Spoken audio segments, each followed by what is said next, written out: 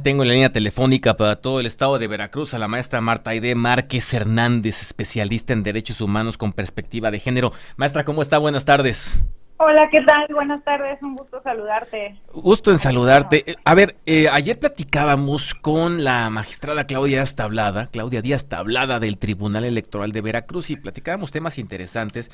Nos llamó mucho la atención, por ejemplo, en esa charla que nos comentaba que entre más participación existe de las mujeres en cargos como candidatas para algún puesto de elección popular o bien como funcionarias, ¿no? Trabajando ya en cargos que en otros tiempos eran para hombres o casi todos para hombres, Claro. se recrudece o crece la violencia política en razón de género. ¿Qué hay de cierto en esto, Marta? Gracias.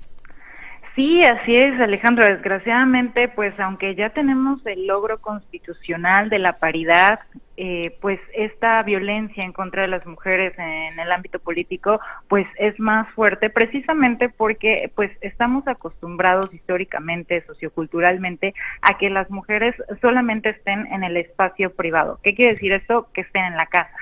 Entonces hay una carga muy fuerte de roles y estereotipos de género en donde queremos o pretendemos que las mujeres estén haciendo esas funciones pues de mamás, de cuidadoras, atendiendo al esposo, atendiendo la casa y pues desgraciadamente cuando estamos en este momento saliendo al espacio público a querer ocupar más cargos de elección popular, más espacios de poder, pues entonces los hombres se ven pues digamos pues invadidos en su esfera, ¿no? ¿Por qué? Porque, insisto, históricamente son los hombres quienes han ejercido el poder, ¿no? Recordemos que esto viene pues desde el derecho romano, antiguamente, pues que nada más eran los hombres, los paterfamilias, ¿no? Los jefes de las familias, en donde pues ellos mandaban sobre las mujeres y las mujeres ni siquiera tenían acceso a ser libres en su actuar, ¿no?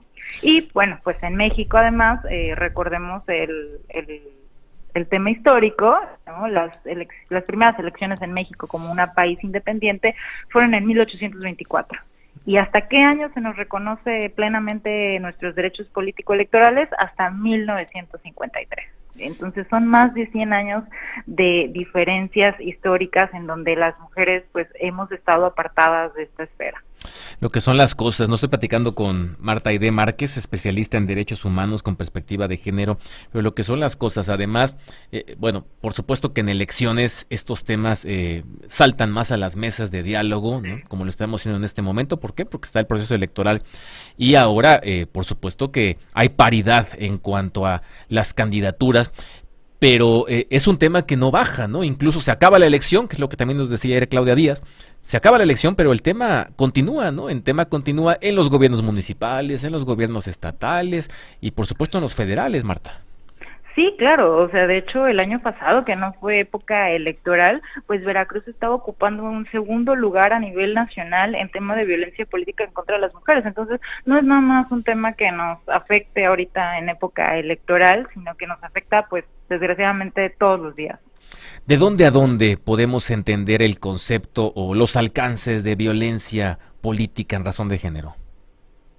Pues los podemos entender desde el momento en que se tienen estos roles y estereotipos de género, ¿no? Desde el momento en el que se discrimina a una mujer por el simple hecho de ser mujer, tal y como lo dice la ley, ¿no? Y por supuesto también desde el momento en el que eso le afecte desproporcionadamente o que tenga un impacto diferenciado en ella. Por supuesto que no es un acto igual el que a una mujer, por ejemplo, no se le deje acceder a un cargo público o en donde se hagan declaraciones en medios sobre ciertas condiciones, ¿no? De su actuar o de su vida incluso personal, de que lo hagan con un hombre, ¿no? Es muy diferente esta carga también mediática que sucede, porque esto no solo sucede pues dentro de los partidos políticos o dentro de las instituciones, sino también sucede en los medios de comunicación. Por eso es muy importante y celebro mucho que estén ustedes como noticiero pues dándome este espacio y también que lo hayan hecho el día de ayer con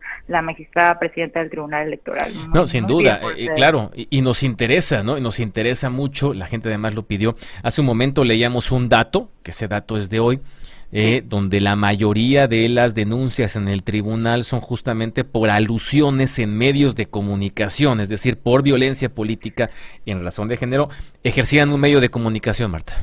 Así es correcto. Y es que de hecho es un tipo de violencia que también está en la ley, la violencia mediática, y pues también alude mucho a ustedes, ¿no? ¿Por qué? Porque hay una carga muy fuerte simbólica y lo vemos muchas veces en notas tan sencillas y que parecen irrelevantes, pero que lo son. Por ejemplo, en cómo muchas veces critican a las candidatas en su forma de vestir, ¿no? Y yo, por ejemplo, yo nunca he visto un reportaje sobre cómo visten los candidatos hombres, ¿no? Por poner algún ejemplo que quizá pueda parecer tonto, pero que no lo es. No lo es bastante representativo. Sí. Marta Aide Márquez, gracias por estos minutos, un abrazo, buenas tardes. Muchísimas gracias a ustedes por este espacio y felicidades por seguir pues tocando estos temas de interés.